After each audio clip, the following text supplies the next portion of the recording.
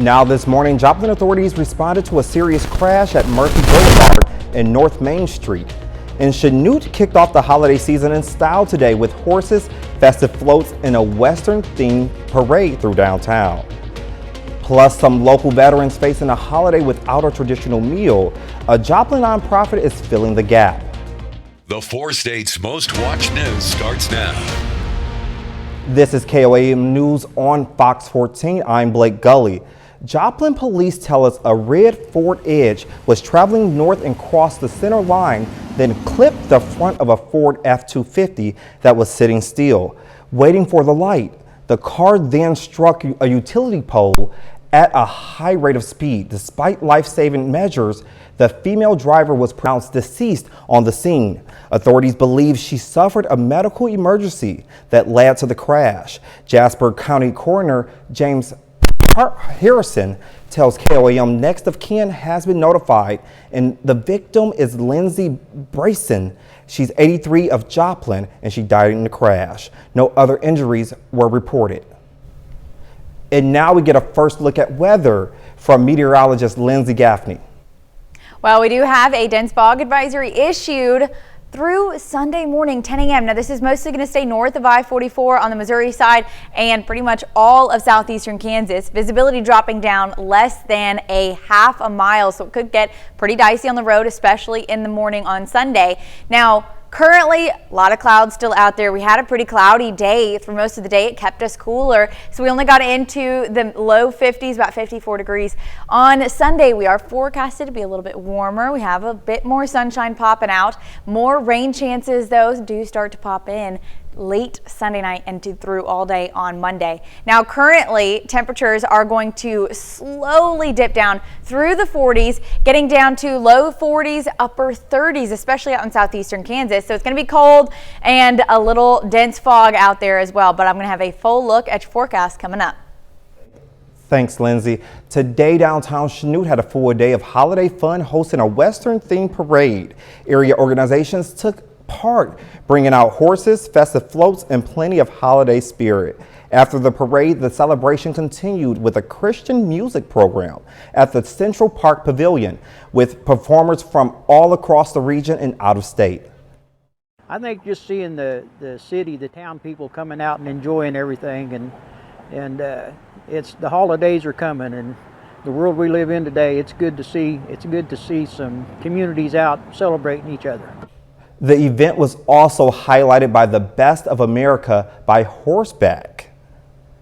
The Nevada Animal Shelter teamed up with Max Ford of Nevada today for a Drive for Your Community, a national program put on by the Ford Motor Company. Throughout the day, the community stopped by for a simple way to support local pets. Organizers say there was no pressure and no sales pitch, just a quick drive for a good cause, helping provide care and second chances for sheltered animals. While we understand that they went through some hard times this past year with some flooding and stuff like that, and as of right now, they're about at 33 animals, is that correct? And their capacity is at 40, so they're getting pretty close to being at capacity. So we just wanted to partner with them to help them out, raise some awareness. Max Ford plans to continue partnering with the shelter for more events like this in the future. A Joplin-based nonprofit is giving back to local heroes for Thanksgiving. KOAM's Mitch Adams shares their heartfelt effort. Some folks who have served our country may not be so fortunate to celebrate Thanksgiving with a meal. That's why a local nonprofit is extending a hand and helping those in need this Thanksgiving season. What we're doing is we went out to the VA, we went to Independent Living Center, Area Agency of the Aging, Cornerstone Caregiving, and had them supply a list of local veterans that kind of are in need or not as blessed as others.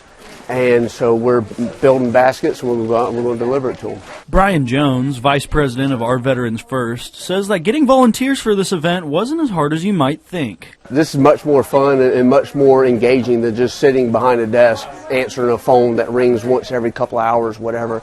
So this is getting volunteers for this is a little bit easier than some of our other stuff. But, you know, they have the heart for it, you know, and that's what it takes. The organization wants to show the community that no matter your background, helping others is always a positive. It doesn't matter what your beliefs are, it doesn't matter, we can still work together, and we don't know the veterans specifically that these baskets are going to, but we can all come together and have a common cause and make sure that everyone, you know, succeeds in the end. Reporting in Joplin, Missouri, Mitch Adams, KOAM News. According to Jones, the organization made 59 baskets in total and will be delivering to cities including Neosho, Webb City, and more. Coming up, a warship lifted by a torpedo, a farmer fashion moment, a drone spotted dolphins, and an owl rescued from a cement mixer. Stay with us. But up first, the surprising ways your oral health affects your entire body. Why skipping brushing and flossing could impact much more than just your smile.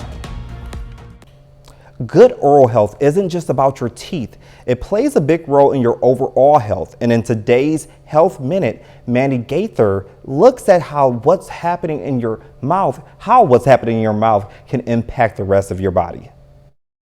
It involves your teeth, gums, and mouth, and having good oral health is more important than you may realize. The mouth is the gateway to both the respiratory system and to the digestive system, and it can have implications far beyond just your teeth. Dr. Elise Sarvis with Mayo Clinic says inflammation caused by poor oral health not only leads to things like gum disease and cavities, which can affect a person's quality of life, but that inflammation can also spread and lead to an infection in the heart, cardiovascular disease, pregnancy and birth complications, even pneumonia. We all have bacteria in our mouths, and some are really helpful, but some bacteria, if they're allowed to overgrow or cause some disease, those bacteria can enter our bloodstreams and cause inflammation, not only in our mouths, but that inflammation can spread to the rest of the body. Sarvis says the best way to keep your mouth healthy is to brush your teeth twice a day with a toothpaste that contains fluoride to take bacteria off teeth and strengthen them, and floss at least once a day. And if you don't really floss your teeth, you're missing almost 40% of the surfaces of the teeth in your mouth. So it's almost like that brushing doesn't quite count all the way. And finally, Sarvis says to make sure to see a dentist at least twice a year. That way they can do a good cleaning, but they can also have the ability to check on problems before they get out of control. For Health Minute, I'm Mandy Gaither. The CDC website has been changed to include false claims linking autism and vaccines. Despite years of research showing no link between vaccines and autism, the CDC's website is sending mixed messages. At the top of the page, a bullet point says vaccines do not cause autism and adds that it's no evidence based because studies haven't completely ruled out every possibility.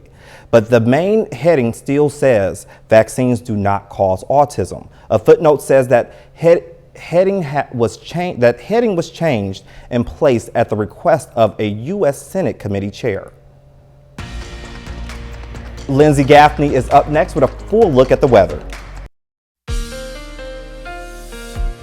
We had a dreary day today. Temperatures were much cooler, but we also had clouds that just stuck around all day. Now we can go ahead and take a look at our 24-hour temperature change and how these temperatures dropped today from this time yesterday. Now Joplin was about 8 degrees cooler today. You can see Anderson, Cassville, Bella Vista, Grove about 10 degrees cooler today. Up in Yates Center, we were about 6 degrees cooler today. Now as we head into Sunday, we do have overcast skies still lingering, and then through the early morning hours, a dense fog advisory has been issued until 10 a.m. on Sunday for most of our counties north of I-44 on the Missouri side, and then all of our southeastern Kansas counties as well. So it's going to be fog, dropping visibility down to less than half a mile from midnight to 10 a.m. on Sunday. Now you can see these just clouds stubborn, not wanting to move out east. So we could see these clouds sticking around through most of the night. And if they do, temperatures will actually be a couple of degrees warmer at night. Overcast skies keep us a bit warmer. Now taking a look at downtown Joplin from the Cornell Arts and Entertainment Complex, you can see those clouds out there. It just is a dreary, kind of spooky night, if you will. Now temperatures If those clouds really stick around for a long time, we may get into the mid 40s, but if they clear, we'll be in the low 40s. Now, fog develops again after midnight, but our next chance of rain starts to pop up late Sunday night, mostly after midnight, and then into Monday morning. So here we are about 3 a.m. Some scattered showers starting to creep in from this low pressure system. Now, a cold front really starts to develop by Monday afternoon. We could get some thunderstorm chances there from about 3 to 5, not looking at a severe threat or strong storms necessarily, but could get some rumbles of thunder.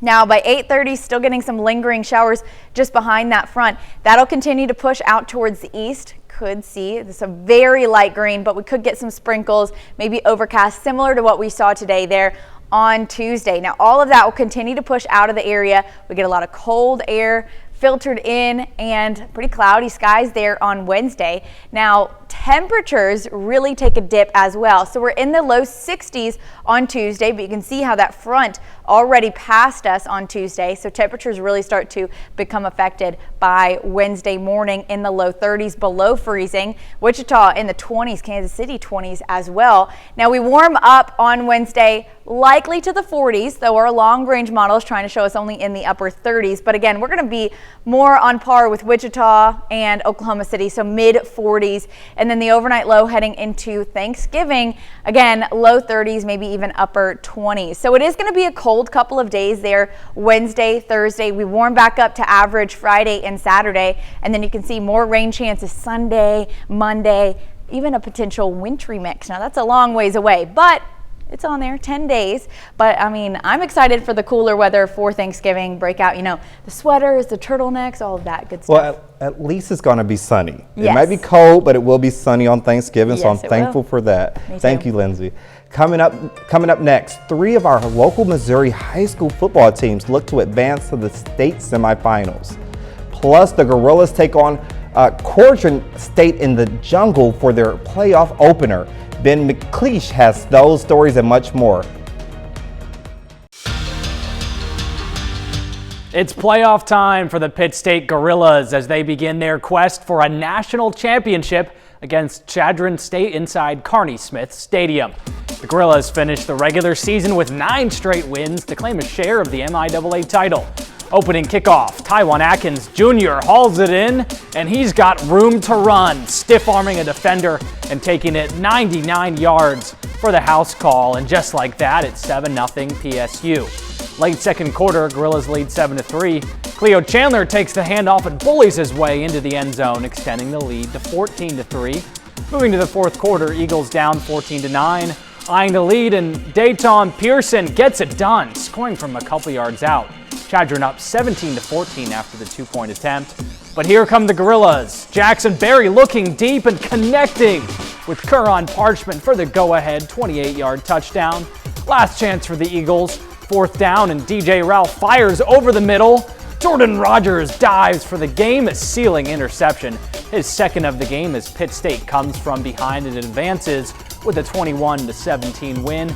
An emotional Tom Anthony praised the community for the support after the game. The people here are incredible, and the students, the fans, the community, and man, like I could talk for hours about Pittsburgh, Kansas, and Pitt State, and how meaningful it is to our family. Our 3 remaining Missouri high school football teams have playoff matchups today, looking for a spot in the state semifinals. In Class 3, Seneca looks for a trip to the state semis facing Mountain Grove. And like it has been all season, Seneca's offense is a well-oiled machine. In the goal-to-go situation early, that's easy money for Brody Probert, 7-0 Indians. After they stop Grove, it's right back to it. Through the air this time, Probert lets it fly. He's got Blaze Graham for 6. It's 14-0 Seneca. Mountain Grove, though, trying to get something going. The option right, but the Seneca defense is all over it. Then it's the Seneca option, and it's Roman Miller throwing a Panther to the turf, and he's got the speed into the end zone for another touchdown. It's 21-0 Indians as Seneca cruises to the 47-14 win and a spot in the state semifinals. Over to 2A, where the defending champions Lamar take on Liberty. Early on, scoreless. Tigers start moving the ball. Clayton Powell hits hooks up with his receiver for a huge third down gain. A few plays later, Taryn Williams punches it in, and it's 7-0 Lamar. Same score second quarter. Liberty gets going. Graham Toon throws up the deep ball, and Jasper Melby hauls it in for the score to make it 7-6 Lamar heading into the half. And the Eagles come out inspired in the third opening drive. Same duo. It's Toon to Welby for 6 once again. 2-point again, no good, so it's 12-7. Same score in the fourth. Lamar driving with under a minute to go. But on fourth down, it's Oziah with the tackle to force the turnover on downs as Liberty takes down Lamar, ending the Tigers' season 12-7, the final. And in Class 5, Carthage dominates Capital City 36-17.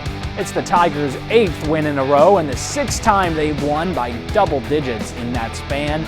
Next up, Carthage takes on Cardinal Ritter in the semifinal matchup. Well, this morning, the Pitt State men's and women's cross-country teams competed for national championships in Kennesaw, Wisconsin. And Lady Gorillas finish in 13th place of the 34 participating teams, but some individuals had great performances. Paige Mullen and Hannah Gibson earn All-America status thanks to their 10th and 23rd place finishes. And Lorna Ray Pierce is also a top 100 finisher. Meanwhile, the men's team comes in 27th place. Nathan Henricks and Dylan Sprecher finish in the top 100, while Chase Sorrell and Jayden Deaton, competing as individuals from Missouri Southern, also have strong showings. Well, it looks like Pitt State is having a great season. It is a great season for Pitt State. 10 wins in a row now, and they're moving on to the next round. Nice, nice. And that's it for sports. We'll be right back. A first-person look at a mind-blowing torpedo blast, and a group of farmers go shirtless and viral for a good cause. Jeremy Roth gives us a look at what's the wildest and weirdest stories in today's Take a Look at This Week. Take a look at the week we had. Incredible video from cameras placed on an unmanned Norwegian frigate showed the moment it was hit by a submarine's torpedo, literally lifting the decommissioned vessel out of the water in a spectacular blast. The POV perspective came courtesy of NATO, which shared video of the military live fire exercise, which was done to verify and flex military submarine might. A group of Illinois farmers went viral for striking sassy poses, and they did it for a good cause. Teaming up with a local photographer and project organizer, they produced a calendar described as a boudoir photo shoot. Money raised from the creative calendar sales will go towards an Illinois farmers' mental health program, which operates a 24/7 confidential helpline for farmers and their families. A rare and spirited interaction between a dolphin and a family of manatees was caught on camera by the most unlikely of photographers, a police officer. A detective and licensed drone pilot with the Bradenton PD in Florida was testing out a new drone as first responder program when he spotted the marine mammal meet and greet in the waters below. He said, as a lifelong Floridian, the surreal sight was a first. Finally, in a first for a Utah animal welfare team, a wild owl that fell into a cement mixer was saved thanks to painstaking rehab efforts. The great horned owl was brought to the Best Friends Animal Society in Utah after being discovered inside of the mixer, partially covered in hardened concrete. For 6 days, the team bathed the sedated owl and meticulously scrubbed the gritty substance from its face, chest, and wing. And owl scowl aside, the bird is now recovering and even making some short flights. For Take a Look at This Week, I'm Jeremy Roth. That's our time for tonight. Have a great night, and I look forward to being with you tomorrow.